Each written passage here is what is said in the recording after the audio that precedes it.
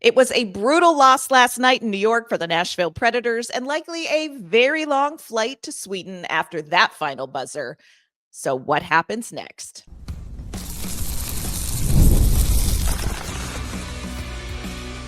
You're Locked On Predators, your daily podcast on the Nashville Predators, part of the Locked On Podcast Network, your team every day. Happy Tuesday, everybody. Welcome to the Locked On Predators podcast. Thanks so much for making us your first listen of the day. We are, of course, your free daily Nashville Predators podcast. We are a part of the Locked On Podcast Network, now the #1 sports podcast network. Want to kick off our Tuesday shouting out our Locked On Predators insiders and everydayers who show great fortitude. We appreciate you being here and talking Nashville Predators hockey with us. I'm Ann Kimmel. I'm a writer and co-host with Penalty Box Radio and Friends. I have a Thelma to my Hockey Louise. You do. I am Emma Lingan, and I am an NHL reporter and host for the Hockey News. Also want to give a shout out to all of the veterans on this Veterans Day. Want to thank you for your service. Now we got to talk about Nashville Predators hockey, friends. The Predators had one final stop on their way to Sweden for the Global Series. They stopped off at Madison Square Garden, you know, the place where the Rangers just can't seem to win. Until we come to town, friends. They handed the Rangers a huge home win, and Nashville limped to the plane, trying to regroup ahead of the Global Series games. On today's show, we, of course, are going to recap that loss, including our one word to describe what we saw. We're going to talk about what feels like an inevitable decision ahead for this franchise, and we're going to dig into some of the nuance of that as well.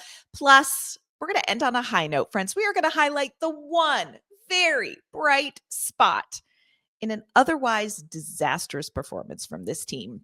Before we dive into all of that, do want to let you know today's episode's brought to you by FanDuel. Download the FanDuel app now by visiting FanDuel.com and win $300 in bonus bets if your first $5 bet wins. All right, Emma, I had hope. I was a girl with hope in her eyes, thinking, you know what? This is going to be great. It's been a rough go for the Predators, but they're going to go to Madison Square Garden. You know, the place where the Rangers just can't seem to get wins and they can't seem to score goals. And it's going to be great. It's going to springboard this team back to life as they go to my homeland and show my relatives the beauty that is the Nashville Predators. Yet that did not happen. In case you missed the game last night, the Nashville Predators lost 6-3. That's right. The Rangers scored 6 goals in 60 minutes when they hadn't scored, but 6 goals in all their home games before that. I love that for us. So we're going to kick off the show with our one word to recap the game. It's getting tougher, friends, because, you know, the FCC and all, getting tougher. But Emma, if you had to describe that in one word or more, because it's our show, our rules, how would you describe the 6-3 loss to the Rangers? Well, I will take one word, but it'll require some explanation. So the word is straw, as in that which broke the camel's back, because I think that this is a tipping point, or it should be a tipping point for this franchise. You can't do nothing after this. I mean, I will say, to your point, and they kept talking about it on the broadcast and all the narrative going into this game. Wow, the Rangers, they just can't seem to score at home. They can't seem to win at home. Every single time they said that, I said out loud, I was like, just wait. They'll win tonight. They'll win. They'll do it. We got you. We got you.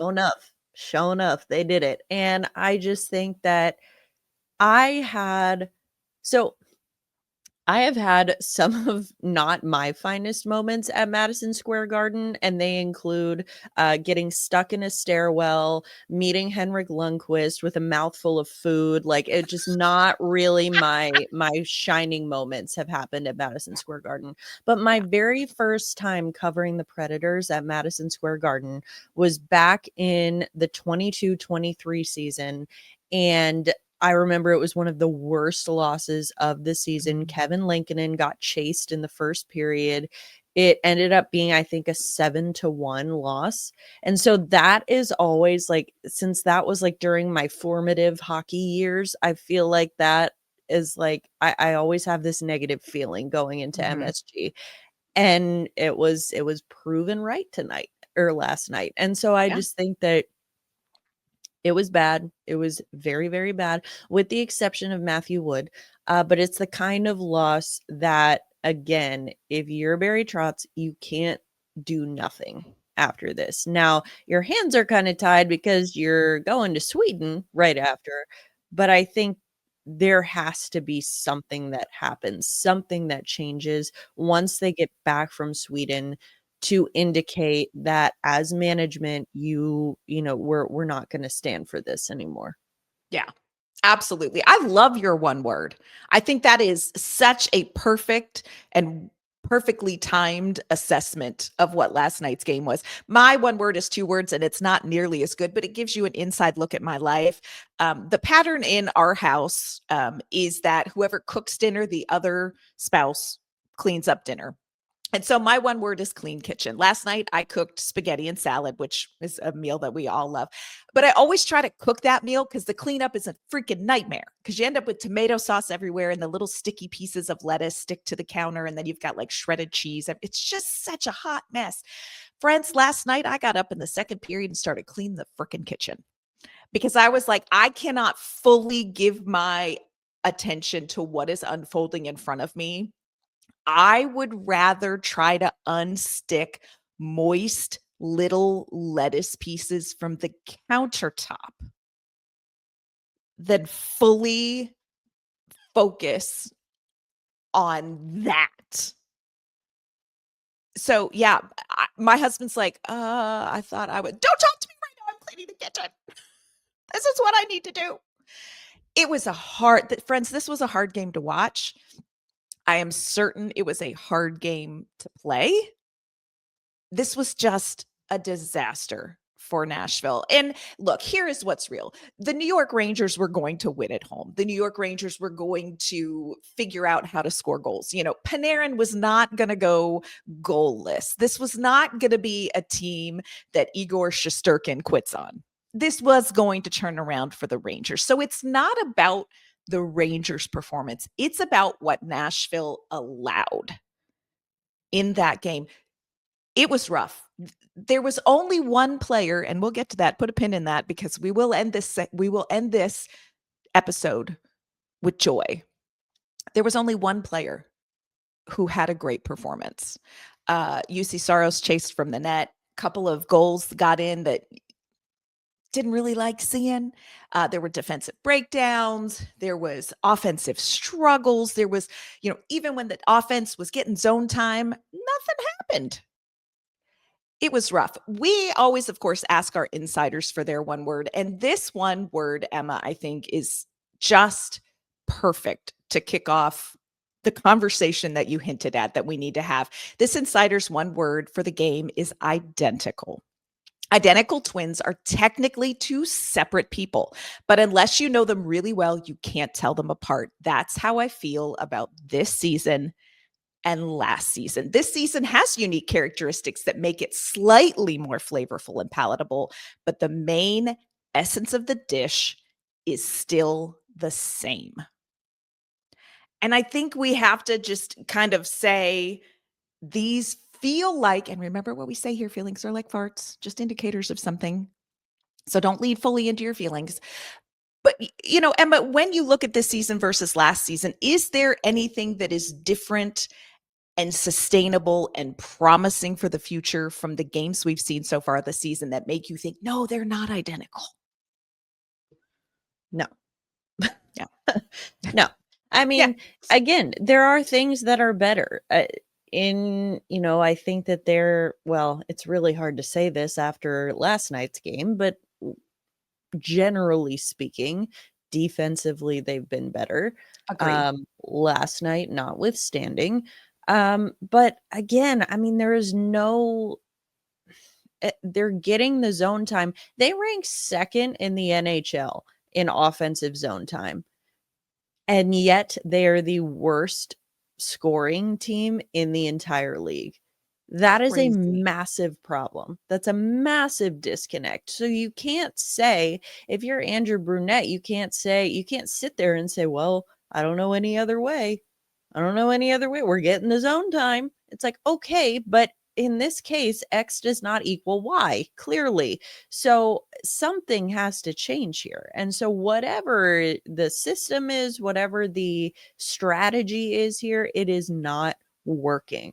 And we've had, I think, enough of a sample size to make that assessment by now, because last year, everything about last season was like, okay, it's bad. It is bad. But all these guys, it's these new players, the coach is figuring it out still, it's maybe this is just they needed to adjust, whatever. Now you don't really have that excuse, and it's still bad. I would argue Steven Stamkos looks worse than he did last year.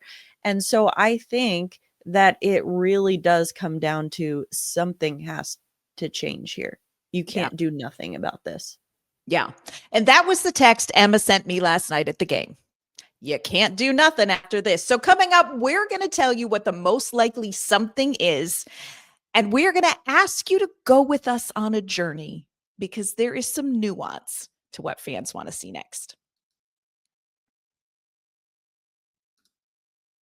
Today's episode's brought to you by our great friends at FanDuel. The NBA is back, and there is no better place to get in on the action than FanDuel, the official sports betting partner of the NBA. Even if you miss the start of the game or you want to ride that hot hand, FanDuel has live bets on everything from who will score next to those fourth quarter comebacks. Plus, you can even combine your live bets into a same game parlay for a shot at a bigger payout. It's going to keep every game that much more exciting, especially when it's your team making that late push. Right now, FanDuel is giving new customers $300 in bonus bets when your first $5 bet wins. So head to FanDuel.com to sign up and play your game with FanDuel, the official sports betting partner of the NBA. All right, Emma, we're going to go there. We're going to go there. We're going to have the conversation. Here is how I want it to go, because it's our podcast, our rules. I want to frame up the conversation that we are getting ready to have with this piece of advice for some people who may need to hear this. We're going to have a conversation about what has to happen next, but we're going to dive into some of the nuance of it. And I want you to preface everything in this segment with this saying: if you're going to be a turd, take yourself out back and lay in the yard. Okay? Love that for us. All right. It's not working, Emma. We texted about it last night. This is not working. So now we have to talk about what happens next. The team is in Sweden. They have 2 games against the Pittsburgh Penguins, where at the beginning of the year, we're like, check and check for Filip Forsberg and his family. Yeah, except about that. These are not going to be easy games in Sweden. Regardless of what happens in Sweden, Emma, should we see a coaching change for the Nashville Predators when they get back to the continental United States? I don't see any other way around it right now. I think now, does this all fall on Andrew Brunette? No. But as we have discussed previously many times, the head coach is often the one who falls on the sword, becomes the sacrificial lamb for the things that have gone wrong with the team. Mm-hmm. Plus, it's easier to replace one guy than it is to replace 23 guys. Now, do I think firing Andrew Brunette is going to fix this team? Absolutely not. No. But I do understand that the fan base needs to see that message from the front office as, hey, we recognize this isn't good, and we are not going to stand idly by and just let it continue to play out like this. So I think it's more about messaging. Now, again, do I think, at that point, you got Luke Richardson on your coaching staff who has NHL head coach experience. So he's your obvious next man up here.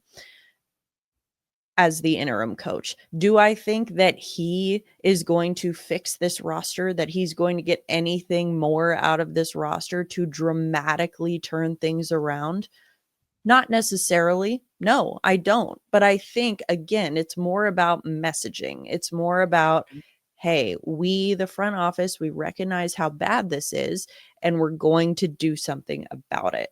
Now, as you said, there is nuance to it. There's nuance to so much of this. I understand so many fans. They want Brunette gone yesterday. They want Trotz gone 2 days ago. They want all of these things. But again, you have to be careful what you're asking for here and understand that these things, they don't happen in a vacuum, and that no, by saying, for example, that Barry Trotz does not need to be fired right now, that is a completely separate statement than saying everything Barry Trotz has ever done is the best decision ever for this franchise, and he's never made a mistake, and he's wonderful, and he should be GM of the year.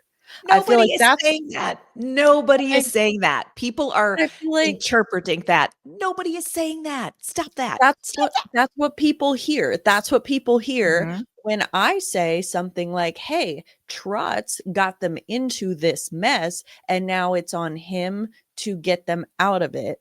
Somehow people hear, "Oh, well, Trotz is the best GM ever. He's never made a mistake in his life.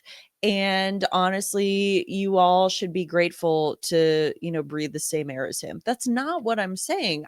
No one is defending the decisions that he's made to get them to this point. Now, that being said, not everything is as black and white as people would like it to be. For Yes. example, the signings that he's made, the veterans he's added, some of the trades he's made, Dante Fabro on waivers, all those things. Yes, we can have a discussion about how those were not good decisions, but he's drafted pretty darn well to this point. You Mhm. got to give him credit for that. So again, two things can be true. Two things can be true. And just because he's the one that got them into this with his roster construction, I don't understand how that translates to he doesn't deserve the opportunity to get them out of it. Every Right. time you mess up at your job, do you get fired? Like, is Be that just exhausting. what happens? Be I mean, exhausting. Yeah.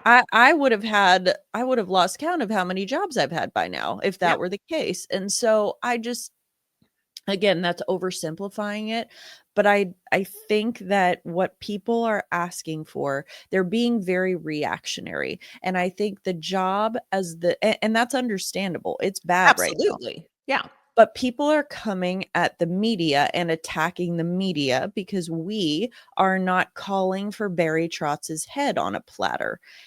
And I think the problem is the failure to recognize that it is not the media's job to agree with the fans on everything. It's our job to provide an objective, nuanced perspective on the events that are unfolding. And so we can have opinions, we can inject opinions, which we do. But if you don't agree with those opinions, that doesn't mean they're wrong. It doesn't mean they're bad. It doesn't mean that we as media deserve to lose our jobs over them. It is just presenting the facts and trying to do our job as the media, which is to inform. Yeah. And if you don't want to learn, then God go with you. Yeah. It is a tough time in Nashville Predators land for everybody. And I'm with you. I understand why the fan base feels the way they feel. And look, you cannot ask these players to go through another year like last year. It is absolutely incomprehensible that you do nothing and say, we're just going to ride this out and see this through until the trade deadline. You cannot ask these athletes to go through that again. You cannot ask this fan base to just hang in there. Something has to happen. And I'm with you. I don't know necessarily that Andrew Brunette is 100% the problem. And if he is let go, something dramatic will happen. There is often a new coach bump, but it does not necessarily always sustain. look at the St. Louis Blues this season. Okay. But you do have to have a public acknowledgement in more than a conversational tone that is bad. This is bad. This is real, real, real bad. And I'm with you. I know that the roster construction is not working.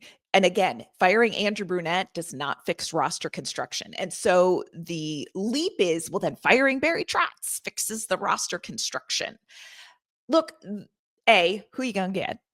B, the next general manager is going to come in and do exactly what Barry Trotz is likely to do, which is jettison however many veterans he can, turn those into draft picks and young prospects wherever he can, and kick off what looks more like, to our eyes, the actual youth movement we've talked about. The next GM is going to do the same thing. Barry Trotz, he knows we're in the jingweeds.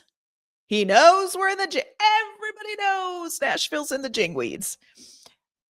And the idea that Barry Trotz has ruined this franchise beyond repair is a stretch, because a general manager looks at 7 years, 8 years, 10 years ahead. You are not focused on the now, you're focused on what's coming. And he made a decision. The decision didn't work. Now he needs to fix it. Firing Brunette's not going to fix roster construction, but fixing the roster and dealing with the roster will help. You know, I don't know that Barry Trotz is a great GM. But if you think bringing in a new general manager and kicking off a tear it down to the studs rebuild is going to feel better to you, about that.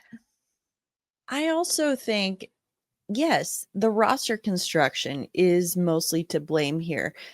But if you fire the guy who built the roster, the poorly constructed roster is still there. It's still there. It's not going with him. Like, you fire Barry Trotz, you don't send the whole roster with him. So it's really, it's not addressing the deeper problem. And again, I think you have to give him the chance.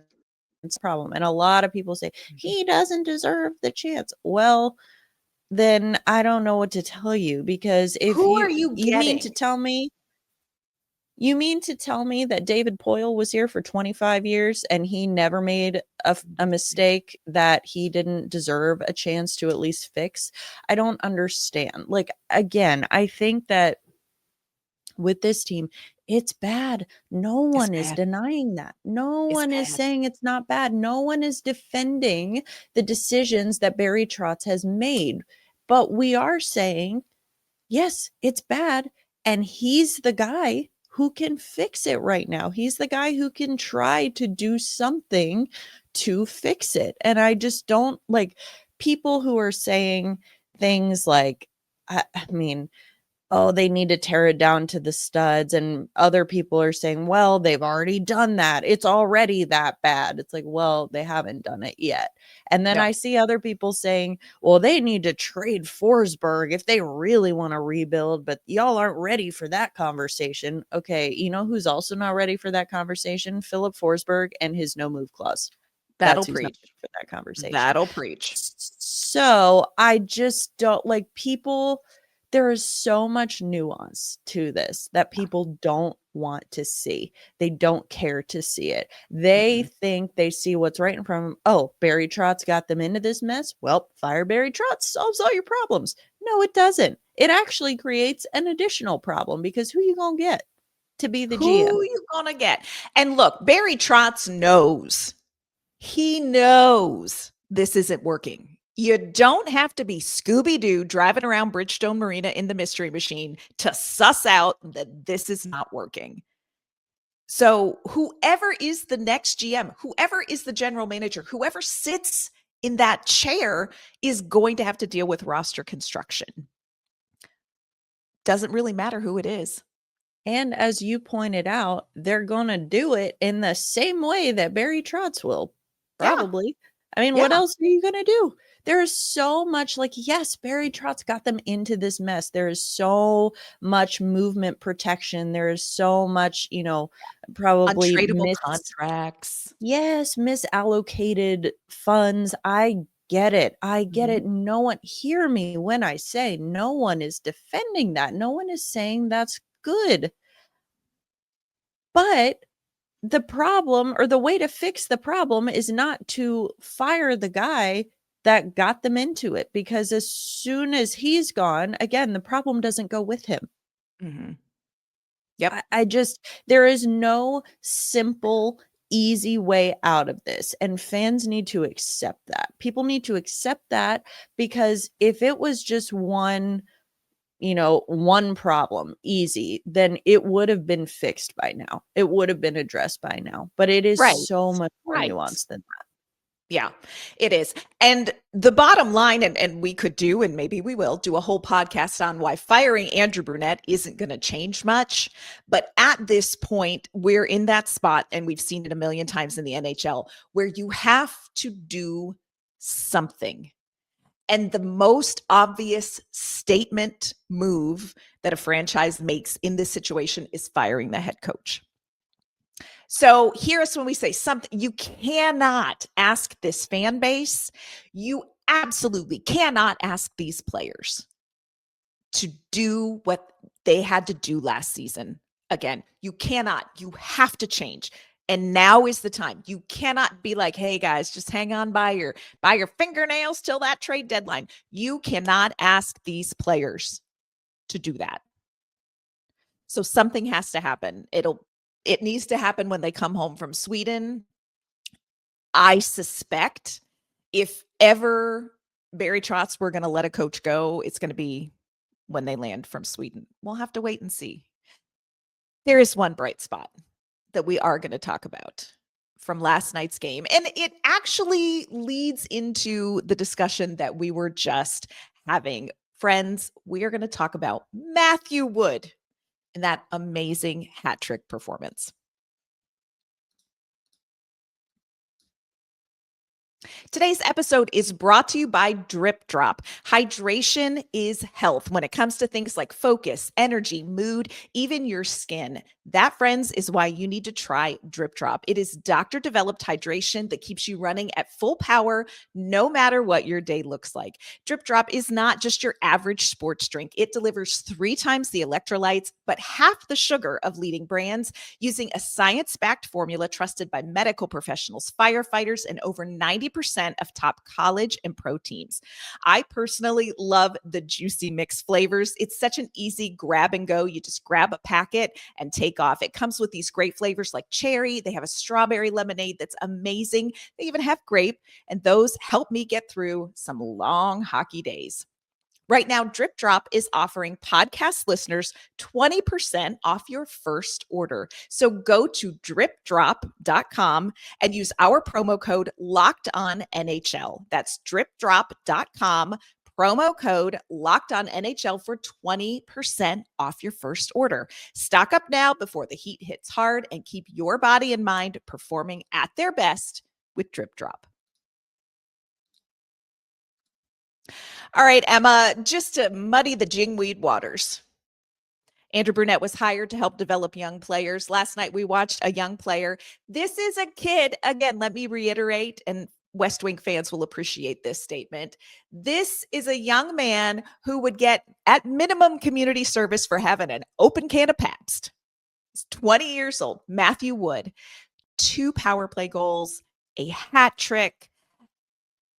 Emma, I just love what we are seeing from Matthew Wood. He is literally the bright spot that keeps Nashville Predators fans from losing their hockey Jesus in last night's game. Absolutely.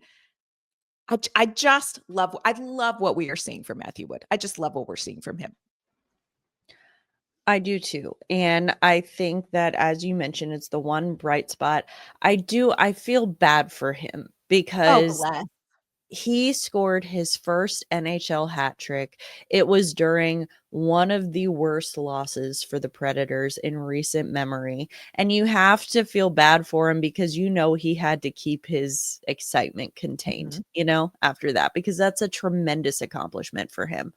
And it's a bad look if he's overly celebratory about it. So Right. I think he did a good job of kind of, keeping his composure. But he deserves his moment. He deserves, and this was not, I mean, two of those goals that he scored came on the power play, which again, who would have thought? But it wasn't like an easy, just score a hat trick. Like, not that it's ever easy in this league, but again, this was the fact that they were down this entire game. They were down the whole game. They never led at any point, and he was the one. He was the one who kept finding and finishing those chances. And so again, it does give you a glimpse. It gives you something to be excited about. So if people Predators fans are talking about, well, we have no hope. Well, Matthew Wood would like a word. So Yes. now, can Matt Wood carry the team on his own? Of course not. No, he can't. But I think you're seeing a glimpse. And it goes back to what I said before. Matthew Wood was part of, technically, he was drafted by David Poile because Trotz wasn't officially in the Technically. GM chair yet, but he was there. It's basically Mhm. Barry Trotz was making the decisions and David Poile was signing on the dotted line during Yes. that draft. So really, I mean, you look at that was the start of something. Matthew Wood, Tanner Molendijk, these guys who are coming in like that. Again, you have to not look at everything in a vacuum. There are things to be excited about with this team. Mhm. Is it going to change the outcome of this season? No. And no one is saying that it will or that it should. But I think that you do have some things, you have some foundational pieces to build on here. And Matthew Wood is proving that he's one of them. And he's had a fantastic start to the year. Love that. He is now the youngest player in franchise history to score a hat trick. Who was it before Matthew Wood? It was Filip Forsberg, you all. Of course it was Filip Forsberg. Of course it Love was. that from him. I will say this. I was cleaning the kitchen when he scored his second power play goal, but I could see the TV and I was watching. And I thought, no joke, I thought it was Steven Stamkos that scored that goal because it was in that area and the shot was incredible. I was like, oh, Stamkos, how about that? Look at that. No, ma'am. No, ma'am. I'd like you to meet Matthew Wood. And this comes back to what he talked about the investment that he made this summer in his training, staying in Nashville, training with the veterans, working out with the veterans, doing sprinting training, working on his skating, just investing in his craft. And I love to see that pay off. Now, here is what I will say. Growth is not linear. I don't know that we should expect him to score 4 goals against the Penguins in Sweden. Although, listen, I would be so jazzed. But I love the trajectory because what you're seeing is a pretty complete, for a 20-year-old, you're seeing a pretty complete skill set from this kid. It's not just that he is great offensively. You see him making some really good defensive decisions as well. You see him making contact, which, me, I'm like, oh, careful. He's doing great. So I'm excited to see him grow into something. But of course, this comes back to, the whole Andrew Brunette hire was about developing young players. And then Andrew Brunette was handed a surprise addition of veterans. And this became a veteran heavy team that he was coaching. And so there's a part of me that's like, if you jettison the veterans, would Andrew Brunette be able to get more out of young players? I don't know that we're going to have a chance to find that out, Emma, because something has to happen. Something. Yeah. I don't know that we're going to get a chance to find that out either. But I mean, if you looking at this team right now, and like you said, the hat trick for Matt Wood, I mean, that was in the making. I mean, he's got 10 points in 11 games. It was coming. It Yeah. wasn't just like a one-off, because, you know, it wasn't a blind squirrel finding a nut. Like you could tell he was on the upward trajectory. But if you look at this team just in pure points, now that's not, the stats don't tell you everything, but just looking at the point leaders on this team, you got your top 4 are veterans. Mm-hmm. 3 of them, not including Filip Forsberg, who leads the team in points as he should in that role, but 3 of those top 4 are guys who were brought in by Barry Trotz. Ryan O'Reilly, Eric Haula, Michael Bunting. That's your 2, 3, and 4 scorers. Which, by the way, minor detour here. Ryan O'Reilly did an exclusive with Greg Wyshynski of ESPN, and he said, like, yeah, or not ESPN, or was it ESPN? Yeah, it is ESPN. Yep, it was. Okay, so he was like, yeah, I was being a baby. I should have just politely shut up. I saw that and I was like, he set himself on fire. Yeah. And then he took the ashes and he set himself on fire a little bit again. Yeah.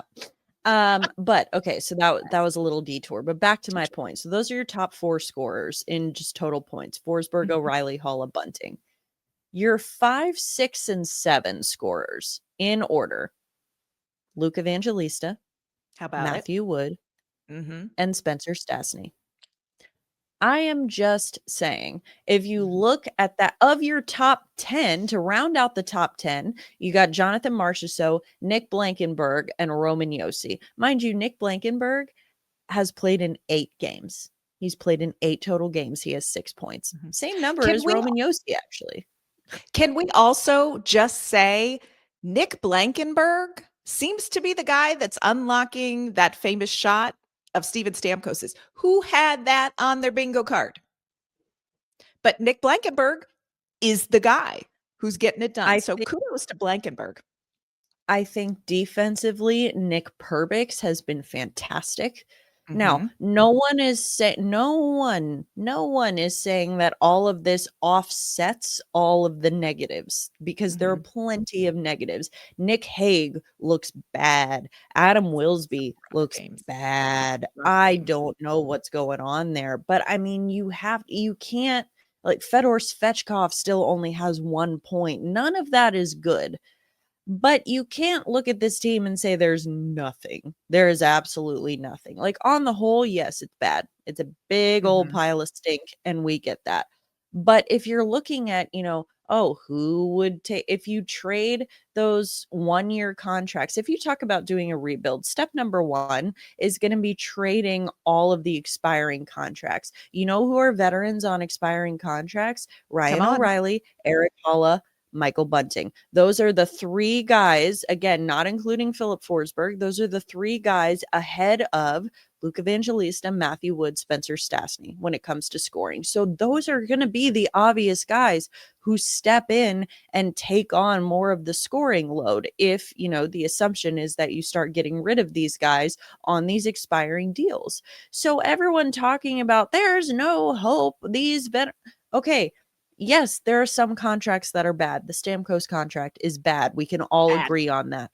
But Stamkos being on the roster does not preclude Luke Evangelista or Matthew Wood or Spencer Stastny, anybody, from getting these opportunities, especially when you start trading off the guys who are ahead of them. The guys who are ahead of them on that roster. Again, O'Reilly, Haula, Bunting, all free agents after this year, in my opinion, all gone by the trade deadline. Then that immediately sets the stage for these younger players to start taking the lead. So again, Barry Trotz hasn't completely destroyed this franchise into oblivion. Has he set them back? Yes, of course he has. Has he made some bad decisions? Yes, of course he has.